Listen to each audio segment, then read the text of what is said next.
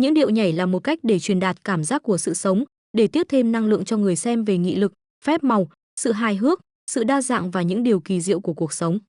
Thông qua ngôn ngữ cơ thể, với sự uyển chuyển, tinh tế, người xem như lạc vào thế giới tâm hồn, xua tan sự mệt mỏi. Đấy cũng là mục đích của những người nghệ sĩ muốn gửi gắm. Những điệu nhảy không chỉ đến từ những chàng trai, cô gái mà còn đến từ những loài động vật nhỏ bé nhất, đó chính là những loài chim.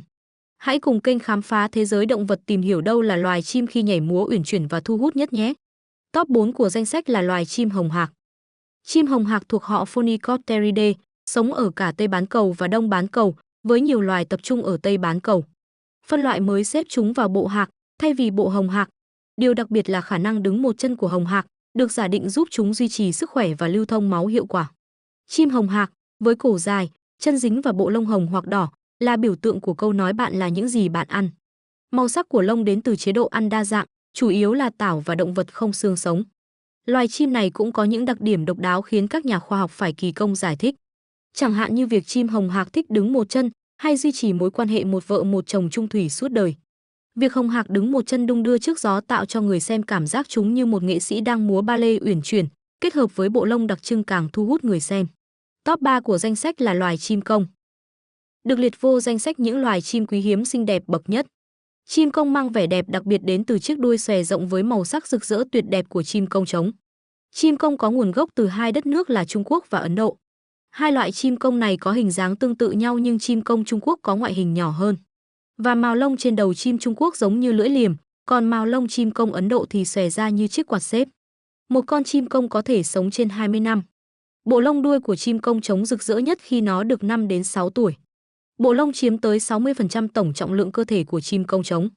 Chân của chim công có cựa dùng để chiến đấu với những con công đực khác. Chim công là một trong những loài chim lớn nhất trên thế giới. Theo tập tính của chúng thì chim công thường xòe đuôi vào khoảng tháng 4 và 5, đây cũng chính là mùa sinh sản chính của chúng. Mỗi muốn tìm bạn đời, lông của chim công trống lại đổi mới, chúng thường xòe rộng bộ lông đuôi lộng lẫy và đi theo sau chim công cái. Chúng đi lại và nhảy múa ve vãn chim công cái. Mùa sinh sản qua đi thì hiện tượng xòe lông này cũng dần dần biến mất. Bên cạnh đó, một số nhà khoa học cho rằng chim công xòe lông vũ là để đe dọa kẻ địch. Top 2 của danh sách là loài chim cagu. Nếu như loài công được coi là vũ công của châu Á thì chim cagu được coi là vũ công của châu Úc. Không những từ những vẻ bề ngoài kỳ di, chim cagu còn là loài có nhiều nét độc đáo riêng, không loài nào có được.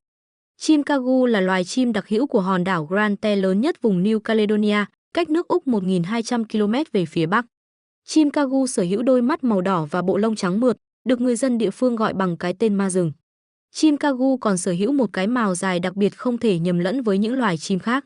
Bình thường, những chiếc lông trên đầu của chim cagu xếp xuôi theo gáy, nhưng khi một đôi chim cagu gặp nhau, túm lông trên đầu chúng dựng đứng lên, tín hiệu cho thấy cặp đôi này đồng ý tìm hiểu nhau. Chúng chạy quanh nhau như hai vũ công đang múa, điệu múa của chúng điệu nhảy của người thổ dân da đỏ châu Âu vừa hùng tráng, vừa mạnh mẽ vừa khiến chúng ta không thể rời mắt. Top 1 của danh sách là loài chim bút đi chân xanh. Chim booby chân xanh là một loài chim lớn sinh sống ở ven bờ biển phía đông Thái Bình Dương. Chúng thường làm tổ ở các đảo nhỏ có nhiều đá ven bờ thuộc quần đảo Galapagos. Trong tiếng Tây Ban Nha, tên của nó có nghĩa là chú hề hay kẻ ngốc nghếch vì dáng đi ngô nghê của chúng luôn khiến người xem phải bật cười. Con booby màu xanh da trời có chân trong hạm đội có lẽ là bậc thầy của nghi lễ tán tỉnh lập dị. Phần đầu của loài chim này thường có màu nâu, phần bụng màu trắng, chiếc đuôi và cánh màu đen. Điểm đặc biệt nhất là chúng có đôi chân lớn màu xanh nổi bật. Đừng vội chê cười đôi chân thô kệch ấy, với chúng, đôi chân đóng một vai trò vô cùng quan trọng trong việc thiết lập mối quan hệ với bạn tình đấy. Để thu hút bạn tình, con đực sẽ rảo bước xung quanh, đầu tiên nhấc chân này lên và sau đó nhấc chân khác. Sau đó, nó sẽ mở rộng đôi cánh của mình ra ngoài và hướng đầu lên trời, động tác này được gọi là hướng lên trời.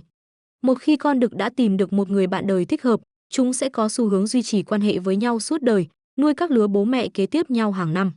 Tuy nhiên, điều này không nhất thiết ngăn họ tham gia vào các cuộc thử sức không thường xuyên với các đối tác khác. Vậy ngoài những loài chim kể trên các bạn còn biết loài nào có điệu nhảy kỳ lạ nữa không? Hãy để lại bình luận cho kênh ở bên dưới nhé!